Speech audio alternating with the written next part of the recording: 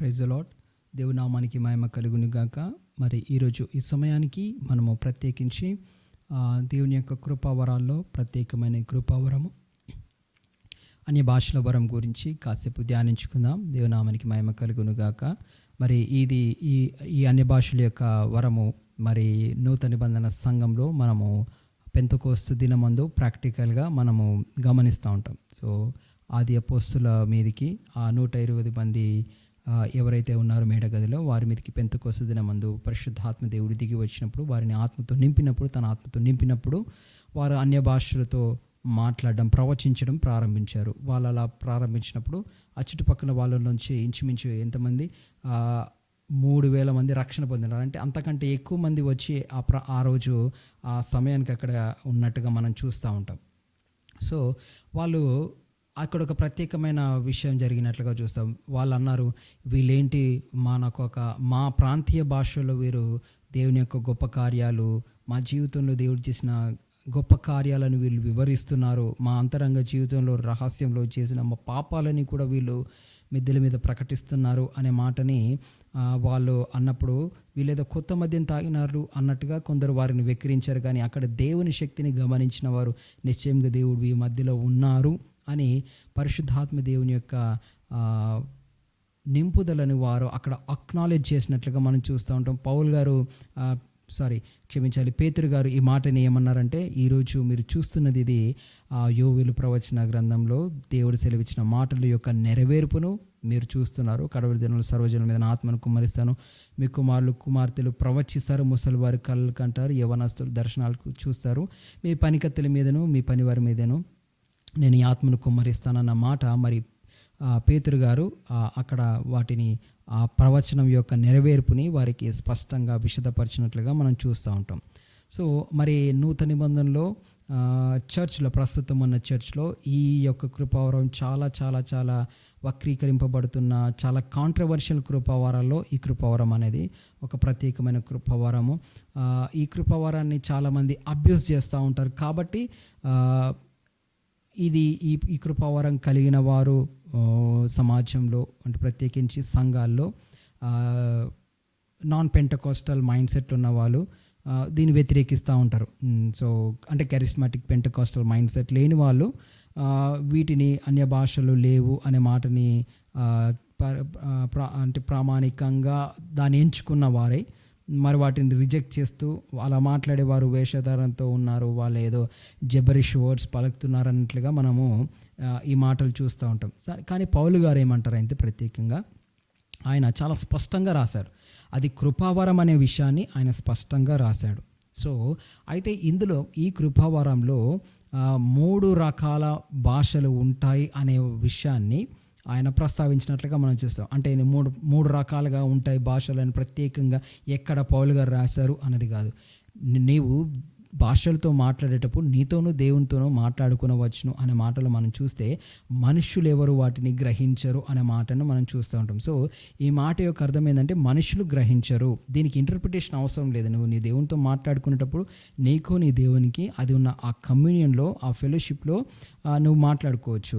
అయితే మరి ప్రత్యేకించి దేవదూతల భాషలు కూడా ఉన్నట్లుగా పౌలు గారు 13వ అధ్యాయం 1వ వచనంలో మనం చూస్తూ ఉంటాం. నేను దేవదూతల భాషలో మాట్లాడగలను, నేను మనుషుల భాషలో మాట్లాడతాననే మాటను చూస్తూ ఉంటాం. సో నువ్వు దేవునితో మాట్లాడుకునే తండ్రి అనే దేవునితో నువ్వు మాట్లాడుకునే నీ పర్సనల్ లాంగ్వేజ్, నీ పర్సనల్ టంగ్ ఏదైతే ఉందో దానికి ఇంటర్ప్రిటేషన్ అవసరం లేదు.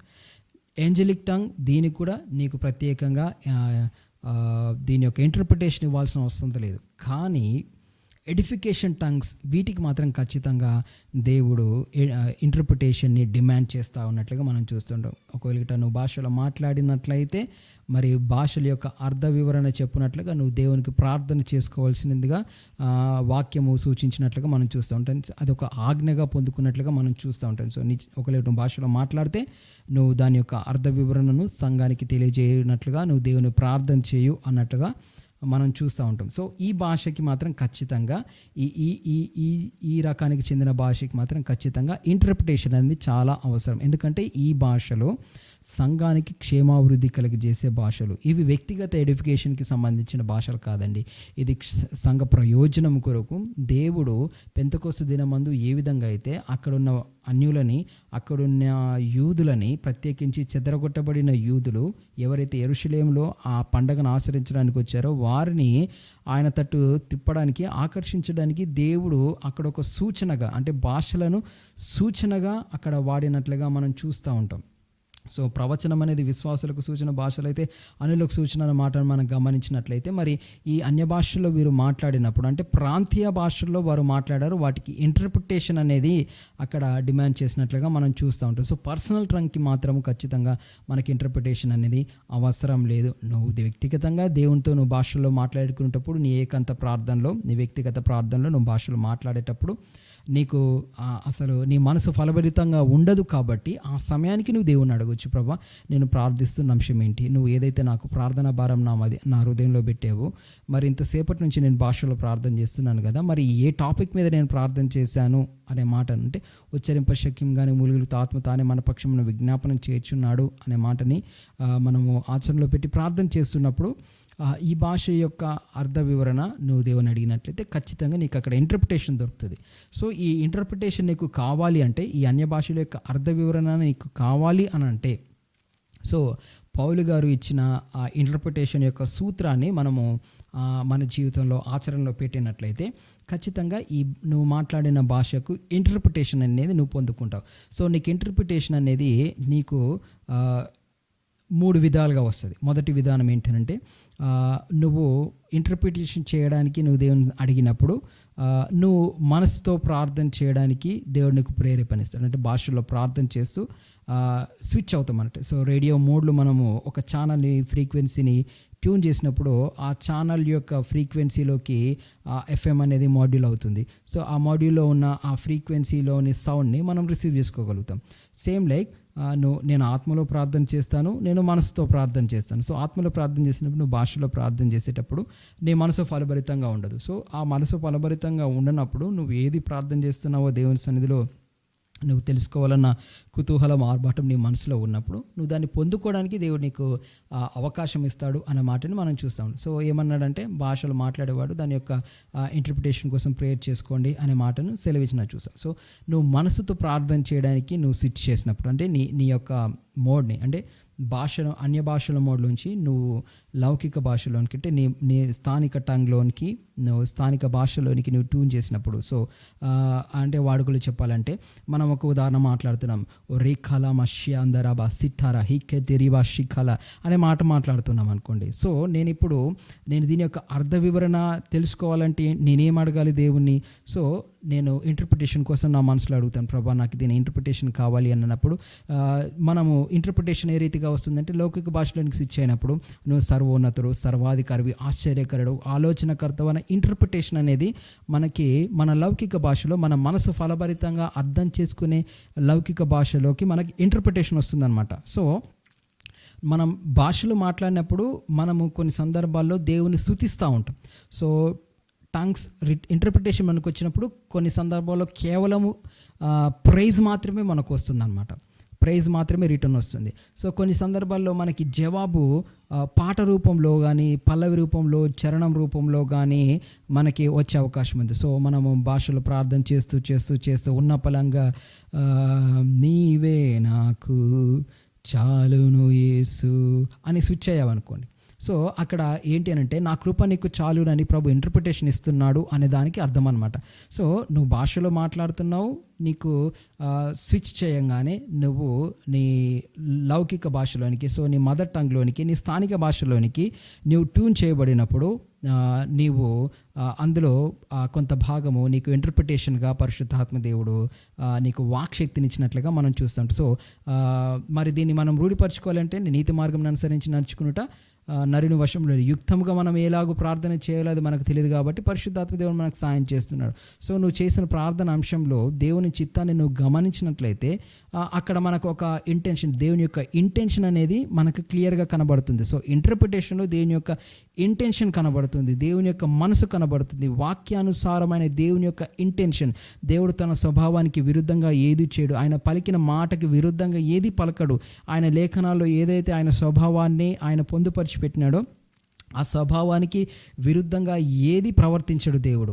ఆయన స్వభావానికి విరుద్ధంగా ఏది చేయడు. ఆయన చెప్పిన ఆయన లేఖనంలోనికి విరుద్ధంగా ఏది చేయడు. ఆయన ఏదైతే ప్రవక్తల ద్వారా అపోస్తలుల ద్వారా స్థిరపరిచిన స్థిరమైన వాక్యం ఉందో ఆ స్థిరమైన వాక్కును, ఆ స్పిరిట్ ఆఫ్ ప్రాఫెసీని మించి దేవుడు ఏది చేయడనమాట. సో అది దేవుడు తన యొక్క టోటల్ నేచర్ని అంతటినీ రివీల్ చేసిన విధానం. అంటే దేవుడు ఈ 66 పుస్తకాల్లో తన యొక్క కంప్లీట్ నేచర్ని ఆయన రివీల్ చేసినాడు. అంటే రివీల్డ్ వర్డ్ అనమాట. అంటే దేవుని యొక్క స్వభావం ఏదైతే మనకు రివీల్ చేయబడిందో ఆ రివీల్ చేయబడిన రెవల్యూషన్ యొక్క పాయింట్ ఆఫ్ వ్యూలో మనం దేవుని యొక్క నేచర్ని మనం గమనించాలి. సో నీకు వచ్చిన ఇంటర్ప్రిటేషన్, నువ్వు భాషలో మాట్లాడుతూ నువ్వు నీ స్థానిక భాషలో నీకు స్విచ్ అయినప్పుడు నువ్వు చేసిన ప్రార్థనాంశం కానీ, ఆ పల్లవి కానీ, చరణం కానీ, నీవు అందులో నీ వాక్యాన్ని నువ్వు గమనించినట్లయితే అది దేవుని వాక్యానికి అలైన్ అయి ఉందా లేదా అనే విషయం నువ్వు గమనిస్తే ఖచ్చితంగా ఆ మాట దేవుని వాక్యానికి అలైన్ అయి ఉన్నట్టుగా నీకు ఇంటర్ప్రిటేషన్లో కనబడుతుంది. నువ్వు లేఖనాలని కాస్త లోతుగా పరిశీలన చేసినప్పుడు అందులో దేవుని యొక్క చిత్తాన్ని నువ్వు గమనించగలవు. సో అందులో ప్రాఫెసీ ఉంటుంది. సో పర్సనల్ టంగ్లో కూడా నీకు ప్రాఫెసీ ఉంటుంది. నీకోసం దేవుడు ఏదైతే దిశానిర్దేశం చేస్తున్నాడో, మార్గనిర్దేశం చేస్తున్నాడో, నువ్వు ఏదైతే డౌట్లు ఉన్నావో, నువ్వు ఏదైతే కృంగుబాటులో ఉన్నప్పుడు ఆయన నిన్ను లేవనెత్తడం కానీ, నిన్ను మోటివేట్ చేయడం కానీ, ఎంకరేజ్ చేయడం కానీ, నిన్ను బలపరచడం కానీ, నీకు గైడెన్స్ ఇవ్వడం కానీ మనకి ఈ ఇంటర్ప్రిటేషన్లో మనము వాటిని మనం రిసీవ్ చేసుకోవచ్చు అనమాట. కంఫర్ట్ని రిసీవ్ చేసుకోవచ్చు, ఎడిఫికేషన్ని రిసీవ్ చేసుకోవచ్చు, ఎగ్జార్టేషన్ని కూడా మనము ఈ అన్య భాషల యొక్క అర్థ వివరణలో మనం రిసీవ్ చేసుకోవచ్చు అనమాట. సో భాషలో ప్రాముఖ్యమైనది నీవు దేవునితో మాట్లాడుకునే పర్సనల్ టంగ్. ఇది చాలా కీలకమైనది, దీనికి ఇంటర్ప్రిటేషన్ అవసరం లేదు. అయినప్పటికీ నువ్వు అడిగితే దేవుడు నీకు దాన్ని ఖచ్చితంగా దాని యొక్క ఇంటర్ప్రిటేషన్ ఇస్తాడు. రెండవది ఏంజలిక్ టంగ్ అనమాట. సో మన చుట్టూనున్న దేవదూతలు ఎవరైతే సంఘ క్షేమాభివృద్ధి నిమిత్తము వాళ్ళు వచ్చినారో వాళ్ళ యొక్క పని నిమిత్తం కూడా వాళ్ళ యొక్క వచ్చిన ఉద్దేశము, ఏ పని నిమిత్తం వాళ్ళు అక్కడికి వచ్చి అక్కడ పని జరిగిస్తున్నారో అనే విషయాన్ని కూడా ఏంజలిక్ టంగ్ ద్వారా వాళ్ళు ఆ ఇంటర్ప్రిటేషన్ మనం రిసీవ్ చేసుకోవచ్చు అనమాట. సో వాళ్ళకి మాత్రం మనం గైడ్ చేయడానికి లేదు, వాళ్ళకి వాళ్ళ మీద అథారిటీ చూపించడానికి మాత్రం మనకు అధికారం లేదు. దేవునికి వాళ్ళని ఆజ్ఞాపించడానికి మాత్రం మనకు అధికారం లేదు. సో వారు దేవుని దూతలు, వాళ్ళు దేవుని పని మీద వచ్చారు కాబట్టి దేవుని పని చూసుకొని వెళ్ళిపోతారు అనమాట. సో వాళ్ళని మనము మన యొక్క సొంత పనుల విషయంలో వాళ్ళని ఇంటర్ఫియర్ చేయకూడదు. సో అది వాక్య విరుద్ధం అనమాట. వాళ్ళని ఎంటర్టైన్ చేయకూడదు. అలాంటి వాళ్ళు వచ్చి ఎంటర్టైన్ చేస్తున్నారంటే ఖచ్చితంగా అది వెలుగుదూతలే. ఖచ్చితంగా వాళ్ళు వెలుగుదూతలే. వాళ్ళు చాలా దేవుని పని మీద వచ్చిన దేవదూతలు, కేవలం దేవుని పని తప్పించి వాళ్ళు ఇంకా వేరే పని చేయనట్లుగా దేవుని వాక్యంలో స్పష్టంగా ఆయన పొందుపరిచాడు. చాలా క్లారిటీగా దేవుడు మెన్షన్ చేశాడు. కాబట్టి ఏంజలిక్ టంగ్స్ మనకు వచ్చినప్పుడు మనకు తెలిసిపోతుంది. మనము రెగ్యులర్గా భాషలు మాట్లాడే వాళ్ళు ఈ తేడా గమనిస్తారు. సో భాషల్లో టోన్ మారుతుంది, భాషల్లో ఎక్స్ప్రెషన్ మారుతుంది, భాషల్లో యొక్క వాయిస్ బేస్ మారడం చూస్తూ ఉంటాము. కొన్ని సందర్భాల్లో భాషలు మాట్లాడుతూ చేతిలో గెస్చర్స్ చేంజ్ అవుతాయి అన్నమాట. గద్దించినట్లుగా కానీ, బలలు గుద్దినట్లుగా కానీ, లేదనంటే హ్యాండ్ గెస్చర్స్ ఎలా ఉంటాయి అంటే ఒక కన్వర్జేషన్ చేసినట్లుగా ఉంటాయి అన్నమాట. సో అప్పుడు గమనించవచ్చు మన భాషలో ఉంటూ అక్కడున్న దూతలతో కానీ మనం సంభాషిస్తున్నాము అంటే వాళ్ళ దగ్గర నుంచి రిసీవ్ చేసుకుంటున్నాము, అంటే దేవుని యొక్క మెసేజ్ని మనం రిసీవ్ చేసుకుంటున్నాము. సో మరియకి దేవుడు గాబ్రియేలు ద్వారా దూతను పంపించి ఒక మెసేజ్ని ఇచ్చినాడు. సో జకర్యాకు కూడా గాబ్రియేలుని పంపించి ఒక మెసేజ్ని పంపించినాడు. దానియేలు దగ్గర కూడా గాబ్రియేలుని పంపించి ఒక మెసేజ్ని పంపించినాడు.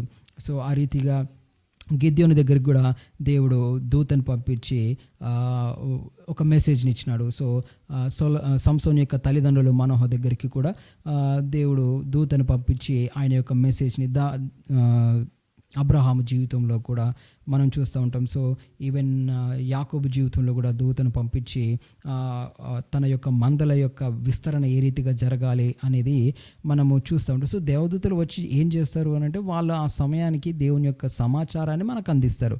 సో అది మనకి ఏంజలిక్ టంగ్లో కూడా మనకి ఇంటర్ప్రిటేషన్ తీసుకోవడానికి మనకు అవకాశం ఉంటుంది. So personal tongue, so church tongues అనమాట. చర్చ్ టంగ్స్ అంటే చర్చ్ ఎడిఫికేషనల్ టంగ్స్, అంటే ఇది సంఘ క్షేమాభివృద్ధి నిమిత్తం ప్రత్యేకించి ప్రొఫెసీ రూపంలో వచ్చే టంగ్స్ అనమాట. అది ఖచ్చితంగా దానికి ఇంటర్ప్రిటేషన్ అనేది చాలా అవసరము. అది సంఘ క్షేమాభివృద్ధి నిమిత్తం దేవుడు మన ద్వారా పలికిన మాట. సో అది ఖచ్చితంగా వాళ్ళు దాని యొక్క ఫలాలు వాళ్ళు పొందుకోవాలి. కాబట్టి సో మనకి ఇంటర్ప్రిటేషన్, మనం భాషలు మాట్లాడి మనకి ఇంటర్ప్రిటేషన్ కూడా మనం ఇవ్వచ్చు. సో అలా భాషలు మాట్లాడుతూ వాళ్ళ ఇంటర్ప్రిటేషన్ ఇచ్చే వాళ్ళు మనం చూస్తూ ఉంటాం. ఈ క్రమంలో మనకి అపోస్తలుడు DGS దినకరన్ గారిని మనం ఈ యొక్క అభిషేకపు కోణంలో మనం చూస్తూ ఉంటాం. ఆయన ప్రార్థన చేస్తూ భాషలు మాట్లాడుతూ వెంటనే ఇంటర్ప్రిటేషన్ ఇచ్చినట్లుగా మనము ఆ యొక్క ఎన్నో వీడియోస్లో మనం గమనిస్తూ ఉంటాం. సో అంటే చర్చ్ ఎడిఫికేషన్ టంగ్స్ వచ్చినప్పుడు ఆ చర్చ్ యొక్క క్షేమాభివృద్ధి నిమిత్తము దేవుడు ఏదైతే ప్రవచనాత్మకమైన భాషను దేవుడు సేవకుల నోటి పెట్టినప్పుడు దాని యొక్క ఇంటర్ప్రిటేషన్ సేవకుడు కూడా చెప్పడానికి అవకాశం ఉంది, ఎదుటి వ్యక్తి చెప్పడానికి అవకాశం ఉంది. సో సేవకుడు కూడా చెప్పడానికి అవకాశం ఉంది. అందుకే 14:29 వచనంలో ఏముంటుందంటే మిగతా వాళ్ళు ఏం చేయాలంటే దాన్ని జడ్జి చేయాలనే మాటను చూస్తాం. అంటే ఆ కృపావరము యొక్క అనుభవం కలిగిన వాళ్ళు, ఆ ఇంటర్ప్రిటేషన్ యొక్క అనుభవం కలిగిన వాళ్ళు ఏం చేయాలంటే ఆ ప్రొఫెసీని, ఆ టంగ్ని జడ్జిమెంట్ చేయాలి. ఏంటి? ఇంటర్ప్రిటేషన్ని జడ్జ్ చేయాలి. సో దేవుడు భాషలో ప్రొఫెసీని ఇచ్చాడు, దాన్ని చర్చ్ మెంబర్స్ ఇంటర్ప్రిట్ చేశారు. ఆ ఇంటర్ప్రిట్ చేసిన విషయాన్ని వీళ్ళు ఏం చేయాలి అంటే జడ్జ్ చేయాలి. సో అందుకని దీన్ని ఏమంటే క్రమంగా చేయండి అనే మాటని పౌలు గారు సంఘానికి ఉపదేశ క్రమంగా స్థిరపరిచినట్లుగా మనం చూస్తూ ఉంటాం. సో ఎక్కడైతే ఈ క్రమం బ్రేక్ అవుతుందో, సో నువ్వు చర్చ్ ఎడిఫికేషన్ కోసం దేవుడు ఏదైతే నీకు ఇచ్చాడో ఆ ఎడిఫికేషన్ టంగ్ని నువ్వు ఇంటర్ప్రిట్ చేయకపోతే సంఘానికి క్షేమాభివృద్ధి కలగదు. ఏంజలిక్ టంగ్ ఉంటుంది. సో దేవునికి నీకుండే పర్సనల్ టంగ్, నువ్వు దేవునితో ఆరాధన జరిగేటప్పుడు నీ పర్సనల్ టంగ్, నీ పక్క వారిని డిస్టర్బ్ చేయకుండా నువ్వు భాషలో నువ్వు దేవునితో మాట్లాడుకోవచ్చు. ఎందుకంటే దేవుని సన్నిధి అక్కడ ఉంటుంది కాబట్టి నీకు అవకాశం ఉంటుంది. కానీ నువ్వు ప్రైమరీలీ నువ్వు అక్కడ చర్చ్ యొక్క ఎడిఫికేషన్ పాయింట్ ఆఫ్ వ్యూలో నువ్వు ఫోకస్ చేయాలి. సామూహికంగా మనము కలిసి ఆరాధిస్తున్నాం కాబట్టి ఆ రీతిగా మనము మందలోంచి తప్పిపోయిన గొర్రెలాగా నేను నీతో మాట్లాడతాను, నాకు నీకు పర్సనల్ రిలేషన్షిప్ ఉంది. పర్సనల్ రిలేషన్షిప్ దేవునితో నీకు 4 గోడల మధ్యలో ఉంది, అక్కడ చేసుకోవచ్చు నువ్వు. సో నువ్వు ప్రయాణం చేస్తున్నప్పుడు, నువ్వు బండి మీద పోతున్నప్పుడు, కార్ డ్రైవింగ్ చేస్తున్నప్పుడు అప్పుడు నువ్వు భాషలు మాట్లాడుకోవచ్చు, వ్యక్తిగత భాషలు వస్తాయి, ఇంటర్ప్రిటేషన్ వస్తుంది. సో చర్చ్లో ఉన్నప్పుడు సంఘానికి నీ ద్వారా ఏ విధంగా క్షేమాభివృద్ధి కలుగుతుంది, నీలో దేవుడు నాటిన కృపావరాల ద్వారా ఏ విధంగా చర్చికి ఎడిఫికేషన్ జరుగుతుంది, ఎగ్జార్టేషన్ జరుగుతుంది, ఎంకరేజ్మెంట్ జరుగుతుంది, నీ రోల్ ఏంటి, నువ్వు ఆరాధించడానికి నువ్వు అక్కడ వెళ్ళింది దేవునితో, నీకు దేవునితో మాట్లాడడానిక? నువ్వు సజీవమైన రాయివి, నీకు రిలేషన్షిప్ ఉంది. ఒక రాయి, ఒక గోడలో ఈ గోడలో ఒక రాయి ఉంది అని అంటే ఈ 4 దిక్కులు ఈ రాయికి ఇంకొక ఇటుకతో సంబంధం ఉంది. సో ఈ చర్చ్ అనేది, చర్చ్లో ఎడిఫికేషన్ టంగ్స్ అనేది రిలేషన్షిప్ని సంబంధించింది. సో ఎప్పుడైతే ఈ యొక్క ఇటుక నేను కన్నును మాత్రమే, నేను చేయిని మాత్రమే, నేను తలను మాత్రమే అని నీ యొక్క ఘనతని నువ్వు కోరుకుంటున్నావో, నువ్వు వాక్యానికి విరుద్ధంగా నువ్వు ఆలోచిస్తున్నట్టు, వాక్యానికి విరుద్ధంగా నువ్వు ప్రవర్తిస్తున్నట్టు, వాక్య విరుద్ధమైన ఆరాధనని నువ్వు దేవుని సన్నిధిలో జరిగిస్తున్నట్లుగా నువ్వు గమనించాలి. సో ప్రత్యేకించి పర్సనల్ టంగ్స్ నువ్వు ఆరాధనలో చేసేటప్పుడు మాత్రము ఫోకస్డ్గా ఉండి, నీకు ఏదైనా రెవల్యూషన్ వచ్చింది, లేదంటే విజన్ వచ్చింది, ఏదైనా చర్చ్కి ఇవ్వాలన్న వర్డ్ వచ్చింది, వర్డ్ ఆఫ్ నాలెడ్జ్ వచ్చింది, వర్డ్ ఆఫ్ విజ్డమ్ వచ్చింది, వర్డ్ ఆఫ్ రెవల్యూషన్ వచ్చిందంటే దాన్ని ఏ రీతిగా అయితే కమ్యూనికేట్ చేయాలో దాని విషయంలో నువ్వు దేవుని అడగవచ్చు. ఆ సమయానికి దేవుడు నీకు ఇంటర్ప్రిటేషన్ ఇస్తాడు, ఆ సమయానికి దేవుడు నీకు విజ్డమ్ ఇస్తాడు. కాబట్టి నీ ఫోకస్ అంత మట్టుకే ఉండాలి. ఒకవేళ నీకు రాలేదు అంటే వర్షిప్ మీద ఫోకస్ చేయాలి. సో చర్చ్ ఎడిఫికేషన్ మీద ఫోకస్ చేయాలి. చర్చిని బలపరిచే విషయంలో నువ్వు ఫోకస్ చేసినప్పుడు దేవుడు నీ ద్వారా, అన్య భాషల యొక్క అర్థ వివరణ ద్వారా దేవుడు సంఘానికి క్షేమాభివృద్ధి కలుగజేస్తాడు. ఈ మాటలో పరిశుద్ధాత్మ దేవుడు మనందరి వెనుకల్లో స్థిరపరచునుగాక. ఆమేన్.